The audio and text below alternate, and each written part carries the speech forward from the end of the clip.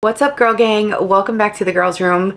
It's hard to believe I even have a smile on my face right now because I filmed my whole episode this morning before therapy. I was so proud that I got it done nice and early, and the whole thing filmed in slow motion with no sound. I was like, maybe I could speed it up. No, for some reason this camera in slow-mo doesn't film with sound.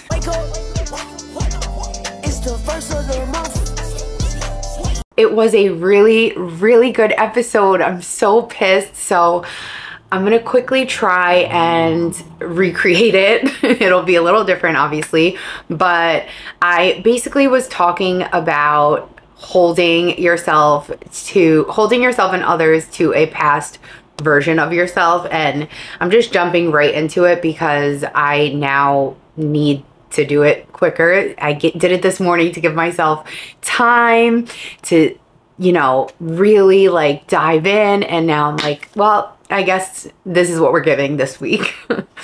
So last week when I was talking about curing a case of the uglies, a lot of people reacted and responded well to that episode, I think because it was vulnerable. And I did touch on it and say I would talk about it in a different episode, holding yourself and others accountable to a past version of who they are. This is something that has been on my mind a lot because I've been having a lot of conversations with people about their friendships changing. Like, multiple people have spoken to me about this, and I've gone through my own shedding, which I've talked about before, and change in relationships around me. And you know, I think it's really important when you have friendships and relationships that you hold space for people to grow, change, or to not grow and change, and really accepting people where they're at, which I know that's something that is really hard to do, because when someone is not being who you thought they were or who they used to be, it's really heartbreaking, especially when it's a friend or just anyone that you're close to. And I think also it's frustrating when you are the person that is changing and growing and people are holding you to a past version of yourself, whether you were terrible or you were just different. And I think it's really important to have relationships around you that hold space for each other to become the next version of themselves. Like, I had a hard time with that because I used to be a really big party girl, and some of my friends had to really adjust to this next version of me that was not really into that anymore. And I'm still the life of the party if I want to be, but I am no longer, you know, crazy and spontaneous and reactive. And, you know, age does have to do with that too. I was much wilder in my 20s and, you know, late teens and stuff like that.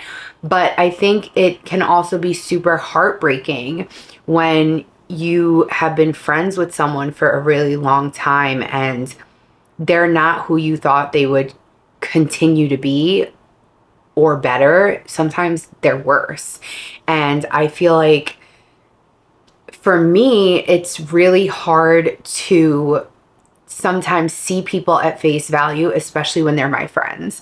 I have a much easier time doing it with maybe like a job or something like that. With friends, it is so much harder to realize that you need to cut off or shed that relationship. I think it's like one of the most heartbreaking things to deal with as you get older. And I think in your 30s, I think 30 is really the marker where you really start to see the changes in your relationships, because people are maybe getting married, having kids, maybe someone else might be more career focused or travel focused, or not wanting that, you know, white picket fence and that whole suburban life. And, you know, everybody's just on a different page, and some people just are not growing at all, or they're, I won't even say going backwards, they're just like getting shittier as a person.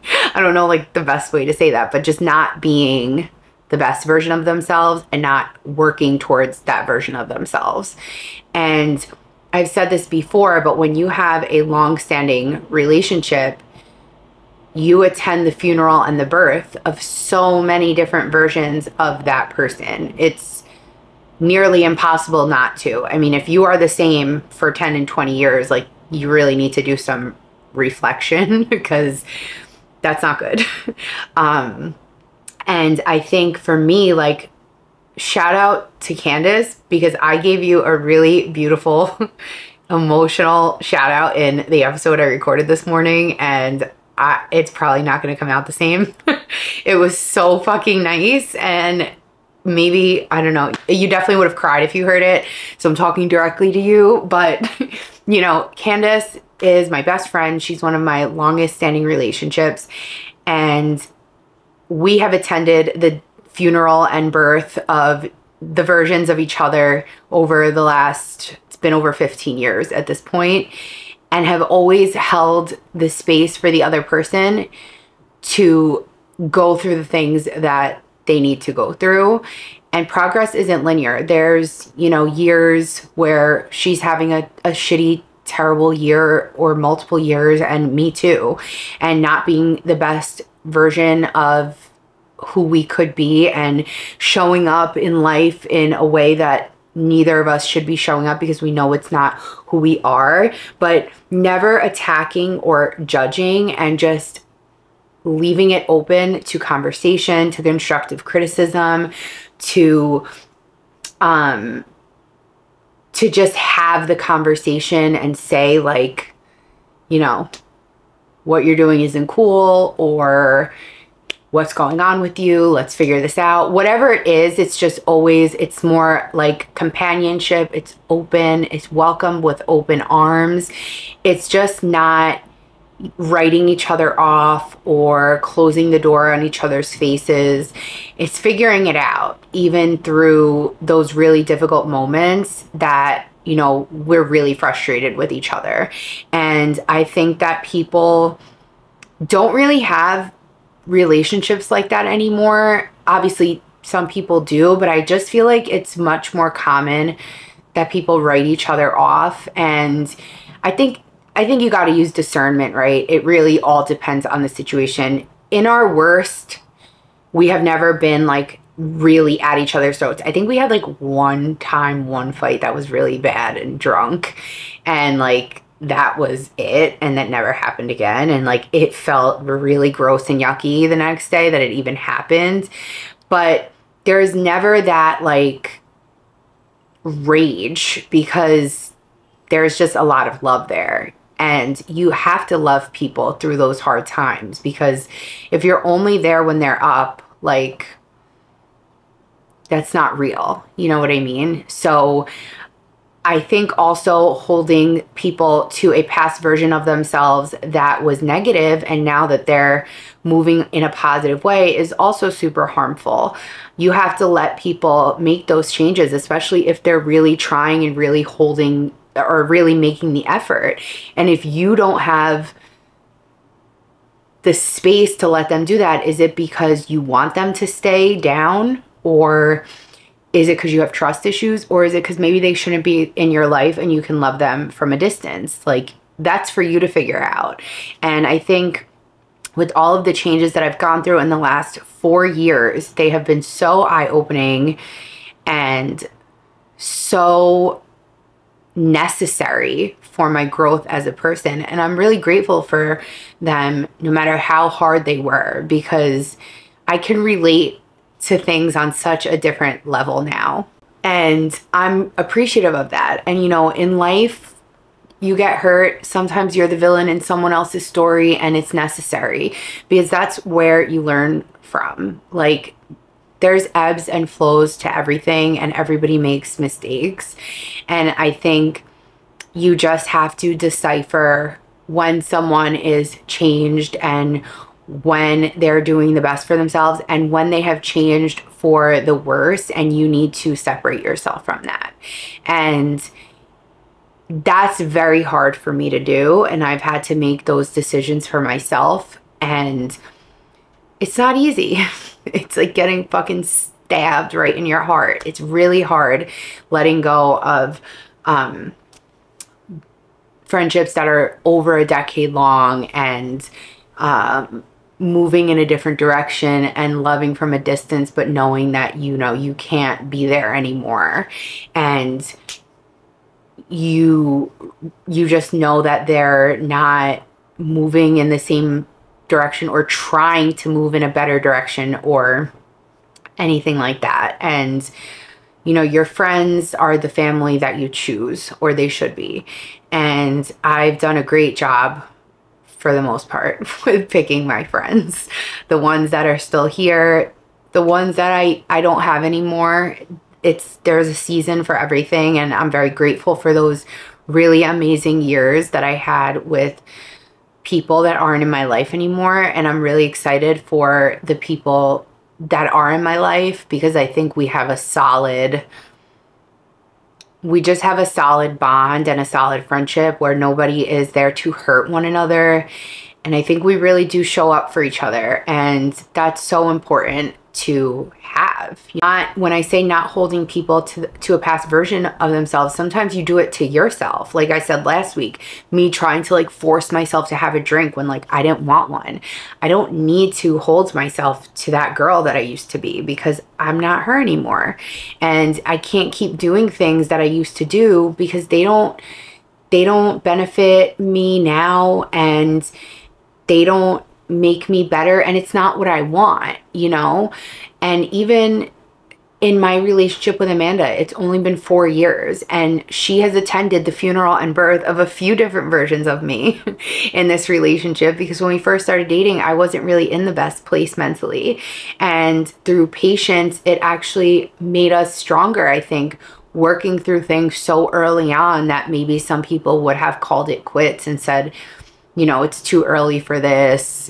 It shouldn't feel like this. I almost feel like our honeymoon stage came later in our relationship, which is like really cool, because I've never had that before. It's usually in the beginning, everything's amazing. You get love bombed and then you get fucked over. And this time it wasn't like that. It actually was harder for us in the beginning of our relationship. There was more stacked against us. And now it feels like our level of comfort and support and security with each other is a honeymoon phase to me. That's a honeymoon phase in your 30s. Like, at this age, I don't think anybody should be chasing that like high of like, of course you need to have the butterflies, and we had all of that. Like in the beginning, you have that insane chemistry and connection, and then that relationship evolves in a different way. And you know, people that are together for 20, 30, 40 years, they are all attending different funerals and births of each other, or they should be, and making space for those new people to emerge out of each other. And it's really cool to have a relationship that started off rocky and then wound up being like the best relationship I've ever had in my life, and the most right person for me that I've ever, it's never felt more right. So love you, Amanda. Love you, Candy. Like, those are my ride or dies. Like, I have really amazing ride or dies around me. And I just think that as relationships change and evolve, we have to be accepting of that, because you can only control what you can control, right? So getting so worked up about certain things and people making changes, sometimes it's hard not to, but I feel like the power of letting go is really, really strong, and knowing that whatever really is meant to be will be. And I know that it's like very cliche to say that you're right where you're supposed to be. I really do believe that, because through all of my hard times, I knew that I needed to go through all of the hard shit that I went through. And I'm not saying I had some crazy hard life, because I didn't. But my hardships were necessary, and they were self-inflicted because I knew that I needed to shake the table, flip the table, is like Teresa Giudice, but really fucking flip it. Prostitution whore, you are f***ing gay 19 times?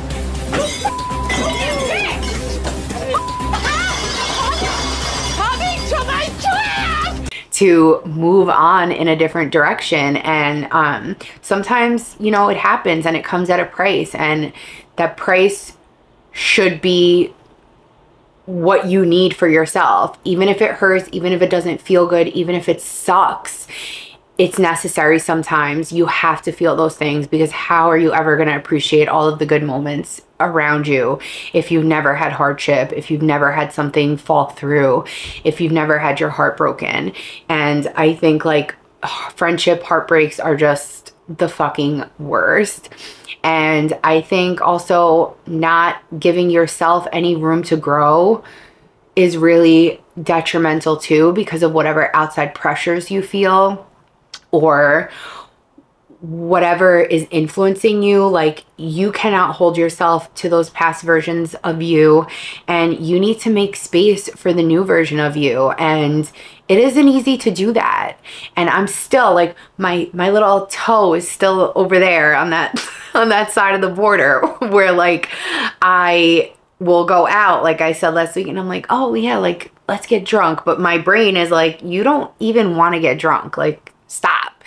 And now being like, okay, Clarissa, you don't have to have a drink when you go out because you don't even fucking want it. So don't let people, and I see people, meaning myself, tell you, because my friends aren't fucking peer pressuring me. They're not like, we're not 16. They're not like, chug it, you know?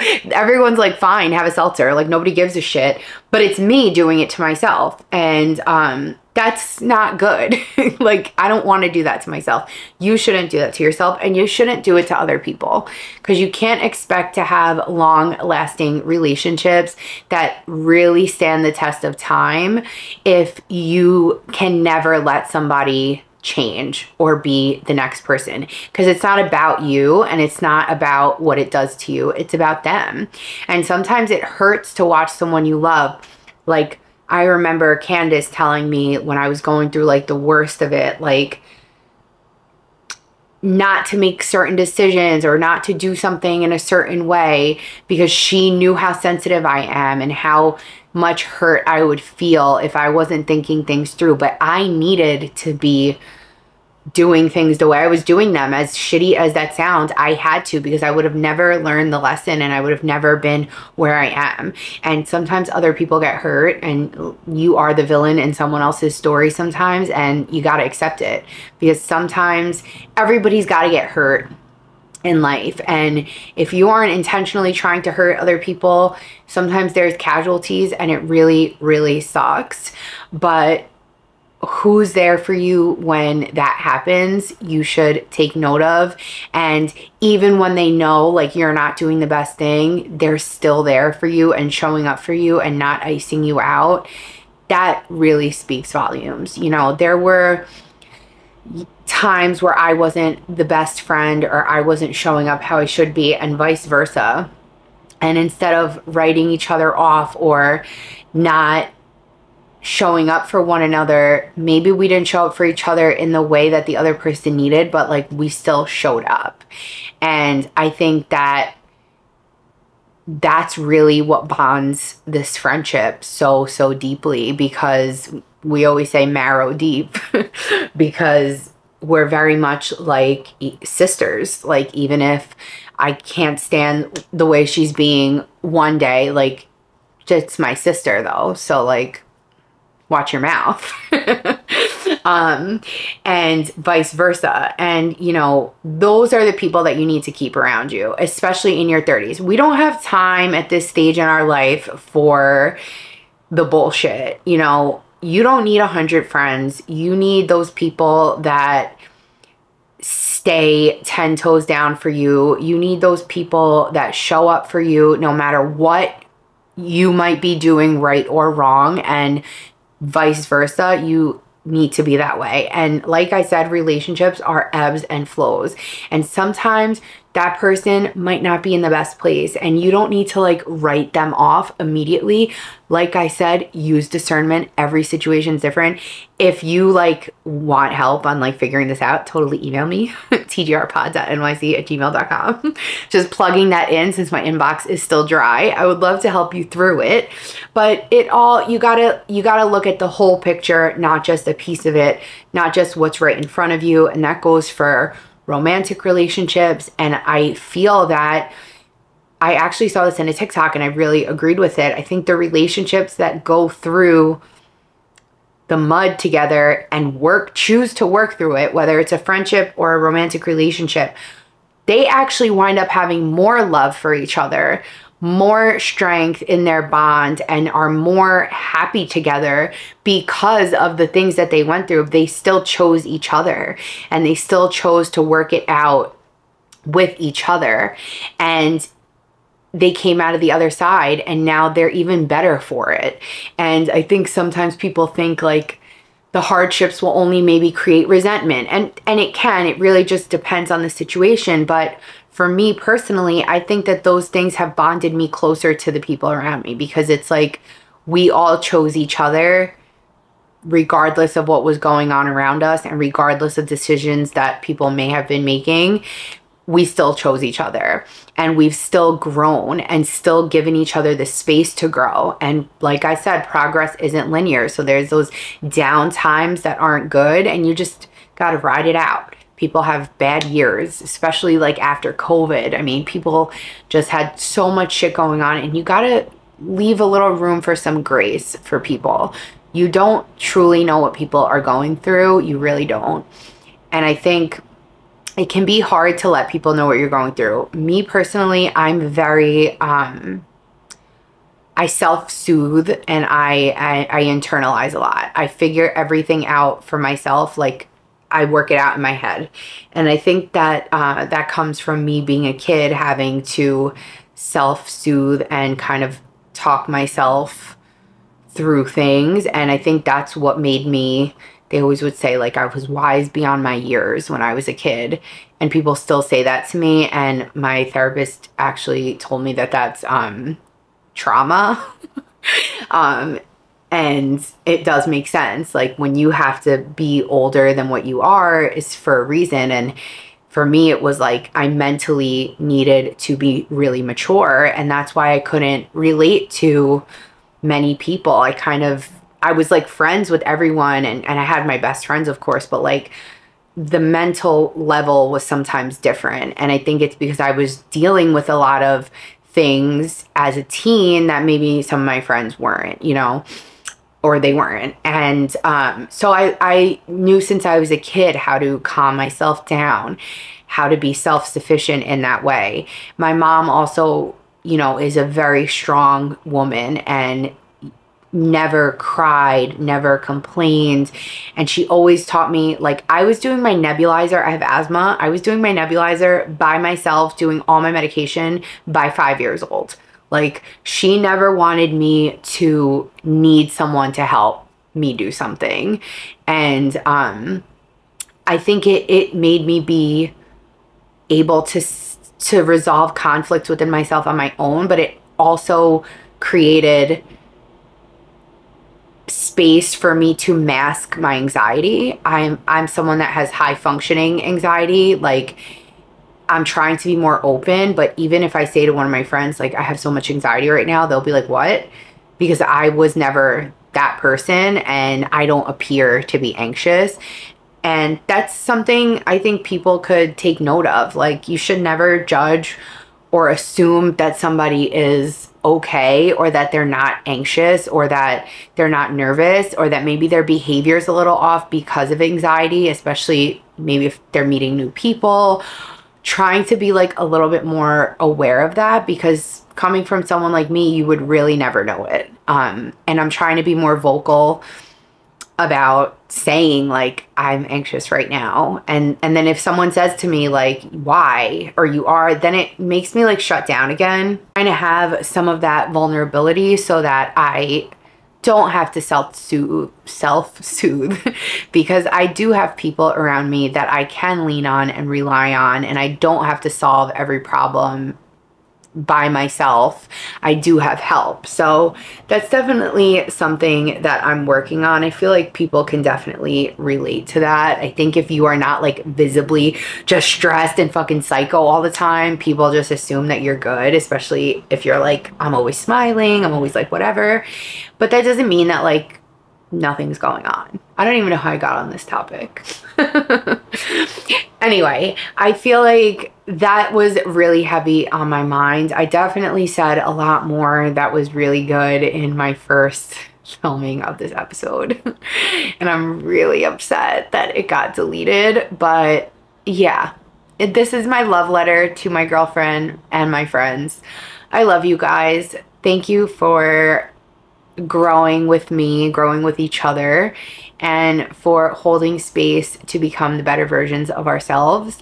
And, you know, I'm grateful that I didn't shed every single person from my life, and that I do have solid people around me that I can count on.